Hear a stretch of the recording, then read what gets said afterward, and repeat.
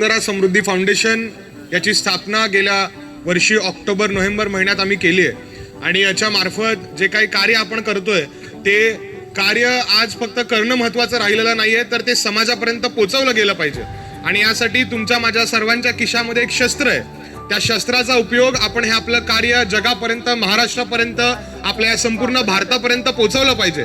आम्ही इथे या निसर्गाचं संवर्धन करण्यासाठी एक शपथ आपल्या समोर घेत आहोत.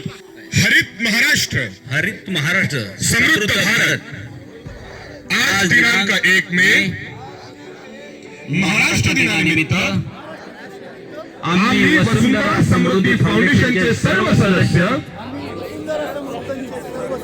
निसर्गाला साक्षी मानून आणि येणाऱ्या पिढ्यांची जबाबदारी ओळखून ही पवित्र शपथ घेतो आहोत की आम्ही झाडे लावणार नाही, तर ती जगवणार, ती वाढवणार आणि ती जपणार आहोत.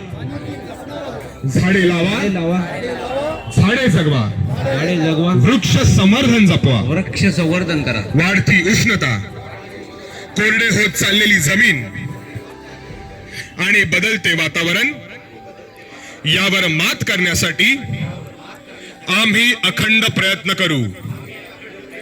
प्रत्येक घरात, प्रत्येक मनात आम्ही हरित विचार रुजवू आणि या चळवळीला आम्ही एक जन आंदोलन बनवू.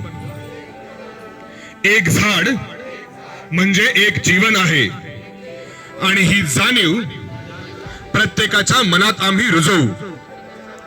या संकल्पनेतूनच आम्ही समाजातील प्रत्येक घटकाला एकत्र आणू. वसुंधरा समृद्धी फाउंडेशन ही एक हरित अभियान आम्ही सुंदर महाराष्ट्र घडवण्याच्या एका मार्गापासून या आव्हानात प्रत्येकाला सामील करत आहोत. आपली साथ, आपले एक पाऊल, यातून उद्याचा हिरवा, समृद्ध, सुंदर एक महाराष्ट्र घडवणार आहोत. निसर्गाचे रक्षण म्हणजे आपल्या मुलांच्या भविष्याचे संरक्षण. ही भावना जपत आज घेतलेली ही शपथ आम्ही शब्दांनी नव्हे तर कृतीतून पूर्ण करू आणि आयुष्यभर हरित महाराष्ट्रासाठी आम्ही कटिबद्ध राहू. चला आज एक झाड लावूया आणि आयुष्यभर ते जगवूया.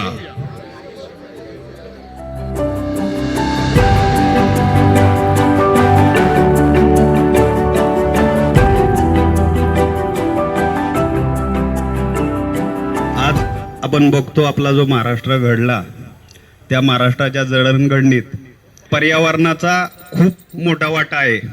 इथली भौगोलिक नैसर्गिक परिस्थिती संपन्न राहिल्यामुळे महाराष्ट्र सदैव नंबर 1 वर राहिला.